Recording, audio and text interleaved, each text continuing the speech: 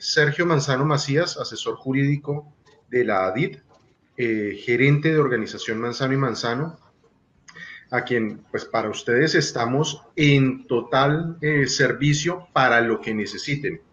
Pero el día de hoy lo que nos concita, como lo estaba diciendo la compañera Dani, es un peligro latente que tiene el magisterio colombiano. Yo me voy a referir principalmente al tema de la alternancia, al tema de cómo el gobierno nacional no solo está desconociendo los acuerdos con FECODE, sino las eventuales implicaciones que esto va a tener y eventuales implicaciones que en cabeza del gobierno nacional esta semana tienen que estarse interponiendo ya los respectivos planes de alternancia educativa como un experimento, a pesar, ustedes han visto, de la curva ascendente que está en estos momentos en nuestro país frente a los contagios por COVID-19. Adicionalmente a eso, sin decirle al magisterio las responsabilidades que se le van a venir encima, no solo a los maestros, a las maestras, a los directivos docentes, a los docentes y a los administrativos, sino también a aquellos docentes que van a ser parte de los comités de alternancia.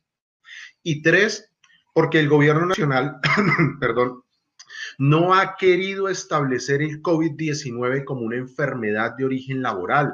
Por ende, todo lo que suceda alrededor del COVID-19 va a ser tratado como una enfermedad de origen común. Eso es lo que le está escondiendo el gobierno nacional a toda la opinión, y es por eso que los maestros aglutinados, aglomerados, afiliados a la Asociación de Trabajadores de la Educación del Huila, ADID, y obviamente filiales de la Federación Colombiana de Trabajadores de la Educación, FECODE, pues tienen que hacerle un no rotundo a la alternancia. Esto ya es una pelea casada que el Ministerio de Educación Nacional le mintió al país. Acuérdense ustedes cuando salió la circular 11 de mayo del 2020, donde la ministra de Educación lo que le estaba diciendo al país, y la circular 25 le estaba diciendo al país, era que no se preocuparan, que no se iba a obligar a las entidades territoriales a acudir al modelo de alternancia, sino que cada entidad territorial iba a tener la autonomía para acudir cuando así se dieran las condiciones. Y lo que se vio desde el mes de mayo hasta ahora que salió la circular 16 es precisamente que el Ministerio de Educación Nacional, uno, le estaba haciendo trampa al magisterio colombiano porque por debajo de la mesa le estaba ofreciendo recursos a las entidades territoriales para presionar de una manera soterrada que los estudiantes, los niños, las niñas y los adolescentes regresaran al modelo de alternancia. Dos, porque le estaba mintiendo a los directivos docentes cuando les está diciendo que deben utilizar los recursos de los fondos de servicios educativos, esos que, como muy bien lo decía la compañera Dani, están contemplados en la ley 115 de 1994, ley que le pertenece al magisterio colombiano y que ahora el gobierno nacional quiere o vía legislativa reformar o vía referendo, como lo está planeando el ex senador, expresidente, exgobernador y expresidiario Álvaro Uribe Vélez.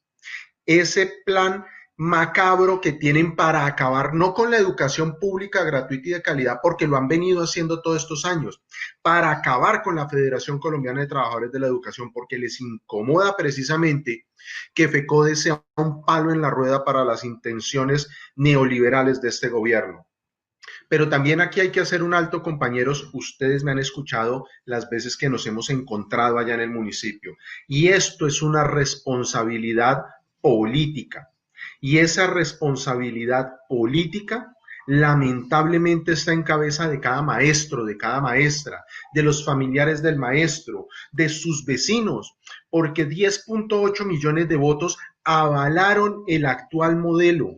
Ese actual modelo de gobierno y el actual modelo del Senado y del Congreso de la República en general, en el cual la educación pública y la salud pública son mercancías y no son derechos. Ya la compañera Dani les estaba explicando eso, pero esto es también para que entendamos, mis profes. Ahora que estoy viendo una pregunta de un profesor que está hablando acerca de cómo van las demandas por mora en las cesantías. Al final voy a estarles dando una pequeña información acerca de eso, pero una información para que entendamos que el problema no son las demandas, el problema es la elección política que estamos teniendo. Miren esto, compañeros, pensemos que en el mejor de los casos, el gobierno nacional, primero, va a dar los recursos suficientes para poder atender todas las normas de bioseguridad que determinen los comités de alternancia en cabeza, obviamente, de las condiciones y los planes de bioseguridad que estableció cada entidad territorial conforme circulares 112516. Eso significa que no existiría ningún problema y como lo hemos dicho, pensemos que estamos en un país donde el departamento se llama Dinamarca y no Cundinamarca, donde no tenemos más de 30 alcaldes investigados por la desviación de los recursos que iban para atender la pandemia para la población más vulnerable y donde no tenemos 13 alcaldes que ya están tras las rejas por haberse robado la plata que proviene de la atención de esta emergencia. Pensemos que efectivamente el gobierno nacional da todos los recursos y eso significa lo siguiente para cada una de las instituciones educativas y de las sedes educativas. ¿Cuántas sedes educativas tenemos en el municipio, Dani? Para que nosotros tengamos claro ese número. Dani, Alexander. Perdón. 16. Tranquilo. 16. 20. No, 16 instituciones educativas son 16. Perdón, sí, 20. Estamos hablando de 16 instituciones con sedes. Instituciones 16. Ok, listo. Lo que significa es que el gobierno nacional y cada uno de los comités de alternancia va a garantizar que en todas las sedes de las instituciones educativas, dice el compañero José Riaño, compañero Mincho, 14 instituciones educativas. Eso significa 102 sedes. En cada una va a haber lo siguiente: termómetros digitales o infrarrojos. Número 2, tapetes antibacteriales. Gel antibacterial a la entrada de las instituciones en cada uno de los salones y en cada una de las oficinas administrativas. Jabón antibacterial en las baterías sanitarias, líquido más toallas de papel sanitarias, toallas de papel para el secado de manos. Eso significa que garantizamos que en todas las sedes de las instituciones educativas hay servicio de acueducto y alcantarillado 7 días a la semana, 24 horas al día. Garantizamos que van a tener tapabocas de uso diario máximo 2 días y como lo están exigiendo con filtro N95, que cada tapabocas de esos vale alrededor de 20,000, 35,000 pesos. Vamos a tener máscaras antifluido, que son las máscaras transparentes, las caretas transparentes, para que no se salpiquen fluidos y no ingrese el COVID-19 por las mucosas oculares. Vamos a garantizar que tengan además los guantes de látex. Eso solamente en cuanto a lo que debería garantizarse, pero eso significa que vamos a garantizar, además, que en cada una de las sedes va a haber personal suficiente de aseo que va a estar haciendo procesos de desinfección, desinsectación y derratización cada 2 horas, como lo exigen las normas. Es decir, que se estén limpiando todas las superficies en las que tiene contacto, como los pupitres, como los escritorios, como los asientos, etcétera.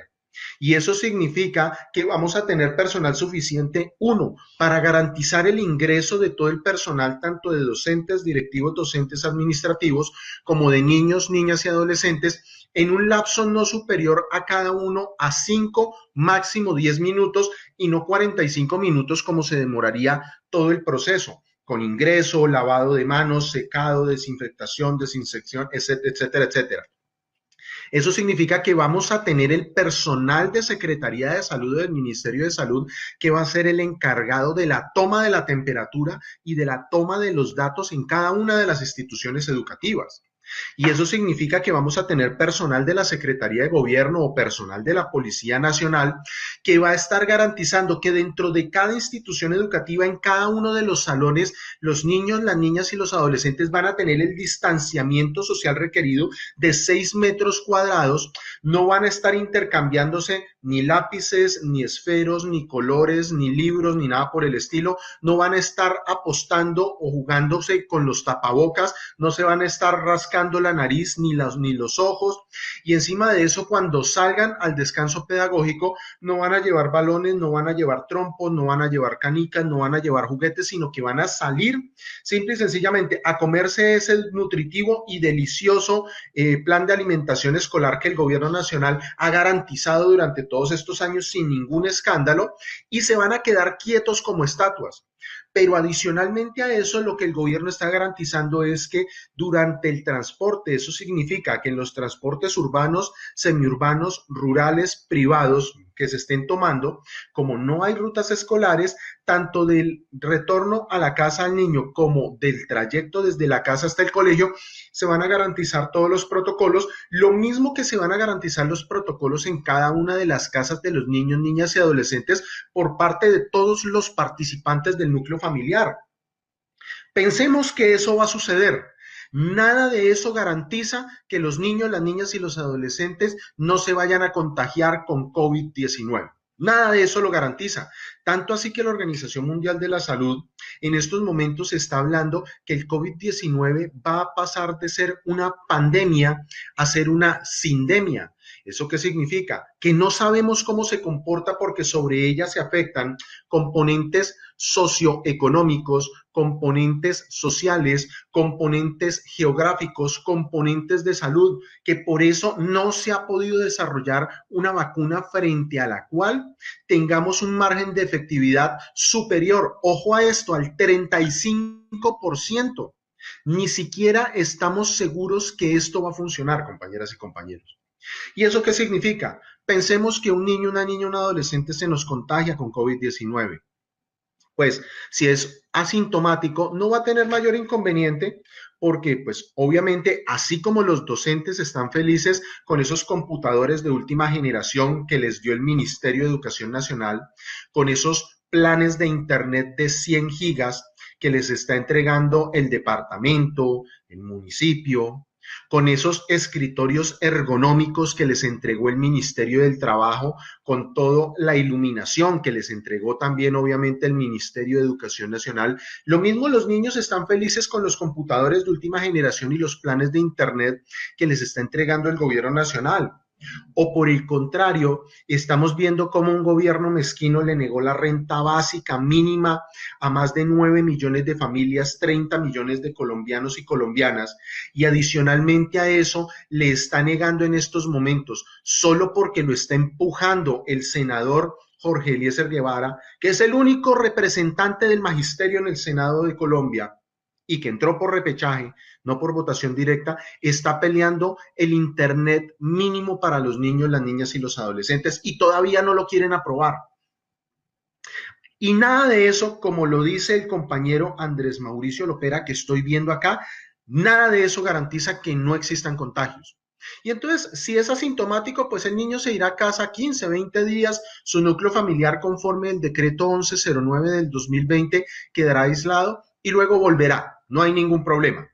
¿Qué pasa si tenemos casos con síntomas, casos sintomáticos, donde tengamos niños, niñas y adolescentes, como se está viendo ahora en unidades de cuidados intensivos? No sé si vieron la noticia hace 2 días, una niña en Ibagué, municipio cercano a Neiva, a Garzón, a todo el Huila, murió 11 años por COVID-19, porque no tomaron los protocolos de bioseguridad. Y entonces, ¿qué va a pasar, compañeras y compañeros? Número 1, ya hay oficinas de abogados que en estos momentos, sin compromiso con el magisterio, le están diciendo a los papitos y a las mamitas que no se preocupen, que ellos ya tienen toda la estrategia jurídica, todo el andamiaje jurídico para presentar las reclamaciones en contra, número 1, de las secretarías de educación, porque generaron los planes de alternancia, generaron los protocolos de bioseguridad. Número 2, en contra de las instituciones educativas y de los consejos directivos que aprobaron aplicar esos protocolos de bioseguridad. Número 3, en contra del directivo docente porque es el representante legal de la institución educativa y es el coordinador, el máximo coordinador en aplicar las políticas que establece el consejo directivo. Número 4, en contra de los comités de alternancias porque ellos son copartícipes en el fenómeno de la aplicación y tenían que garantizar, ojo con esta palabra, garantizar que no le iba a pasar absolutamente nada a los niños, niñas y adolescentes por el fenómeno de la responsabilidad que tienen los docentes y los directivos docentes sobre los niños, las niñas y los adolescentes. Y ese fenómeno de responsabilidad no es porque se lo hayan inventado, es porque está contemplado tanto en normas penales, en normas disciplinarias como en normas civiles. Así que en estos momentos están respondiendo todos ellos y obviamente van a meter ahí a los docentes, porque el docente tenía que asegurar el resultado y los van a empezar a presentar reclamaciones en 3 sentidos. Primer y segundo sentido, en el factor penal y en el factor disciplinario. Penalmente, ¿por qué?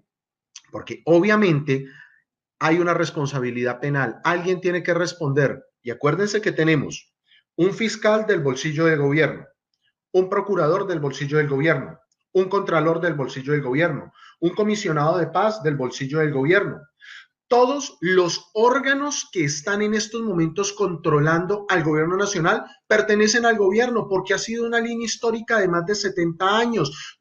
Ahí sí no hay una alternancia que esté diciendo cómo puede haber un contrapeso en estos órganos.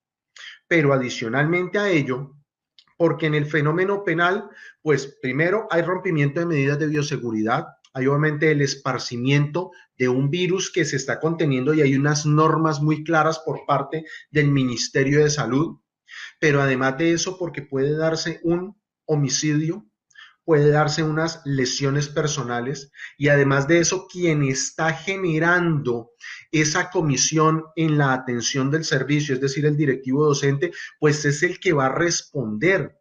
El agente que comisiona es el que responde.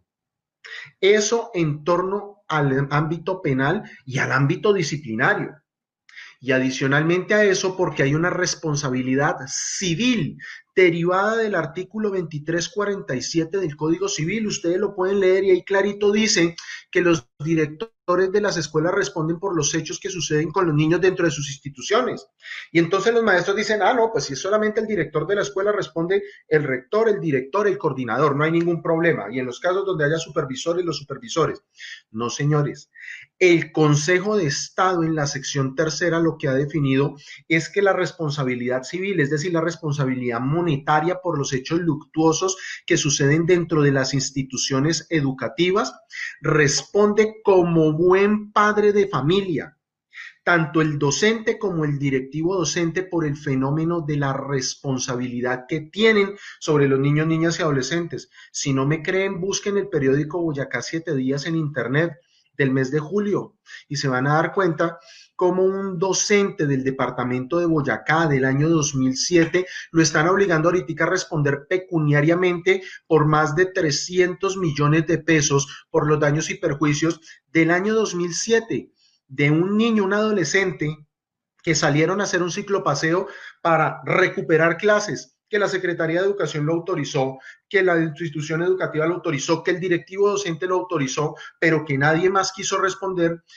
El adolescente no quiso seguir las normas que se establecieron desde el inicio del ciclopaseo y lo que sucedió es que se metió a un arroyo, murió por ahogamiento y ahora el docente tiene que responder con su propio pecunio, con su propia plata. Lo que no se va a comer el docente tiene que entregárselo ahorita a la familia. Es lamentable que haya sucedido eso, pero ahora ¿por qué nuestros docentes tienen que estar respondiendo?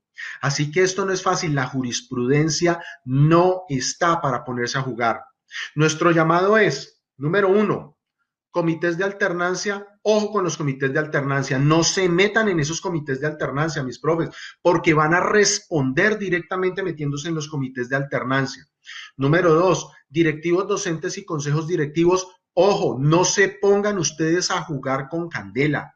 No se pongan a jugar con la vida de los niños, niñas y adolescentes. Ya voy a pasar a los docentes, los directivos docentes y los administrativos, porque ustedes van a terminar respondiendo de manera casi objetiva porque ustedes son los garantes de la aplicación de los protocolos de bioseguridad. Y eso significa que cualquier falla que haya, o bien porque no haya recursos, o bien porque se apliquen de manera desatinada, o bien porque no existe el personal suficiente, van a responder ustedes. ¿Y hacia dónde están dirigiendo los comités de alternancia todo?